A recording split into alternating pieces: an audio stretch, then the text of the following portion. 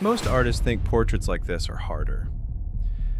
And honestly, looking at all these wrinkles, textures, and details, it's easy to see why. But while drawing this Viking portrait, I discovered something unexpected. And by the end of this video, you'll see exactly what I mean. For this stage, all you need is a regular HB pencil. Before we draw any details, I want you to think of this portrait as a collection of simple geometric shapes. Nothing complicated, just rectangles, straight lines, and a few basic angles. So first, I'm visualizing the main facial area as this vertical rectangle you see here. Then I divide it into 3 smaller sections. At this point, I'm not thinking about eyes, noses, or beards yet. I'm only trying to understand the overall structure. Next, I look at the forehead, jawline, and head shape as simple, straight edges, almost like building a rough 3D block. Once the main structure is in place, I quickly indicate the clothing and the outer shape of the hair. After that, I start adding a few very simple guidelines for the facial features. They may look random right now, but each one helps me understand where everything belongs. Think of this stage as laying the foundation. Nothing needs to look accurate yet. We're simply building a structure that will refine in the next steps. Now it's time for the second stage. This is where I start building enough detail to lock the features into their correct positions. Not 100% accurate yet. Honestly, if I can get about 70% of the structure right at this stage, that's more than enough, because the real magic happens in the final stage. For this part, I'm using a Staedtler 8B pencil. I always start with the nose because it acts like the center point of the portrait. Once the nose is in place, it becomes much easier to position everything else around it. So I sketch in the eyes, the outer edges of the face, the mouth, the mustache, and the beard. Don't worry if it doesn't look exactly right yet. That's completely normal. At this stage, I'm only adding enough information to guide the next step.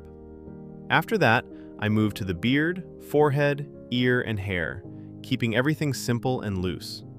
Once I'm happy with the placement, I use a tissue to softly blend the graphite. The goal isn't to create smooth shading yet.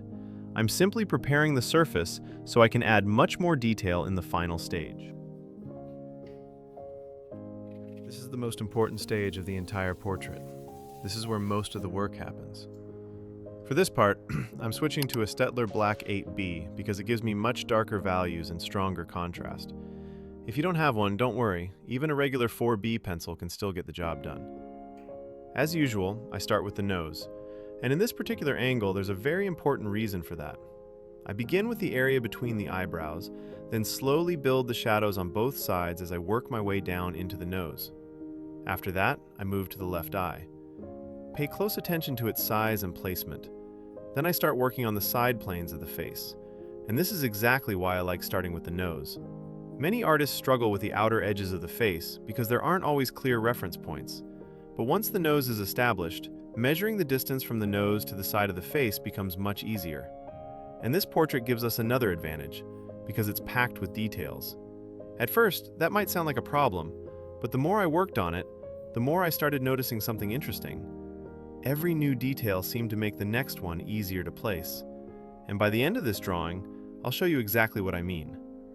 Once the nose is finished, I lightly indicate one side and leave it for a moment, because I can't accurately place the mustache until I build the shadows that connect the nose to the upper lip area.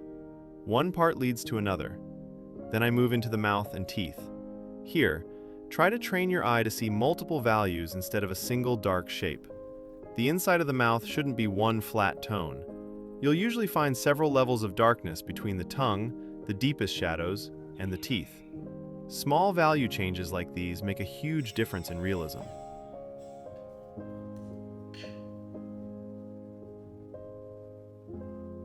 After that, I add a few simple areas around the beard.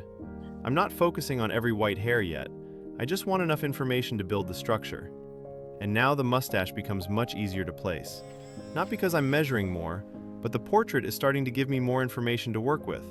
Everything starts connecting. If you notice, I still haven't touched the right eye, and that's because I didn't have enough information around it yet. But now that the nose, mouth, beard, and eyebrow area are established, I finally have enough reference points to place it accurately. So I start building the eyebrow and the surrounding shadows first. That gives me the boundaries I need. And once those boundaries exist, drawing the eye becomes much easier. When it comes to the pupil, don't overcomplicate it.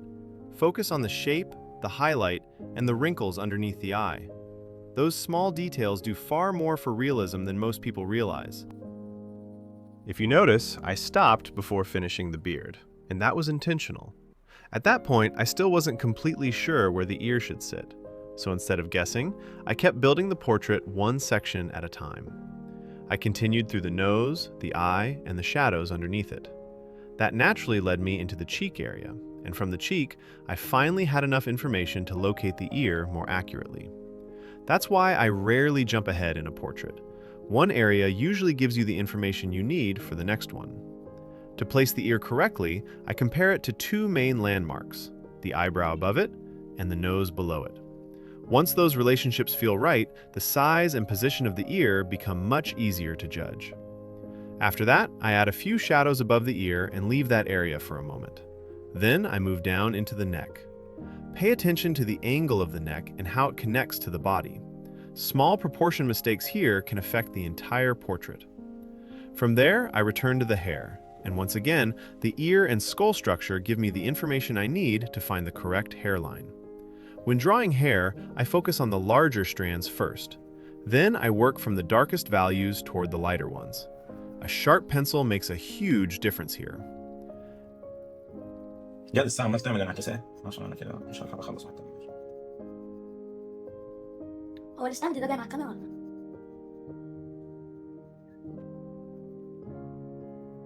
After finishing the hair, I move into the clothing. And honestly, this isn't the area where I spend the most time. I'm mainly looking for the overall shapes, folds, and major shadows. Just enough information to make the clothing feel believable. Now, let's talk about something many artists overlook, the background. Before the background, the portrait already looks finished. But once the background goes in, everything changes. Especially in a portrait like this, because the white hair needs a darker background behind it to stand out properly. For this part, I use charcoal powder and a brush, but don't feel like you need the exact same tools. You can achieve a similar result in different ways. Once the background is finished, I use an electric eraser to bring back some of the lighter hair details and sharpen a few edges. It's one of the tools that helps speed up the process. But as I always say, great portraits come from observation first, not expensive tools. And if you've watched my channel for a while, you've probably seen me create entire portraits using nothing more than a single pencil. And now you can probably see what I meant earlier. At first, a portrait like this looks much harder because of all the details. But if you think about what just happened, the details were actually helping us the entire time. I couldn't place the ear until I reached the cheek. I couldn't find the hairline until I understood the skull. And I couldn't finish the beard until the surrounding features were established. Every detail was giving me information for the next one. Instead of guessing proportions, I was constantly using one part of the portrait to build another. That's why portraits like this are often much easier than they first appear. Not because they have fewer details, but because those details give you more reference points to work with. And if you'd like to see another portrait packed with details, I highly recommend this video right here. It's a completely different character, but the same idea applies. You'll be surprised how much easier a portrait becomes when every detail starts guiding the next one.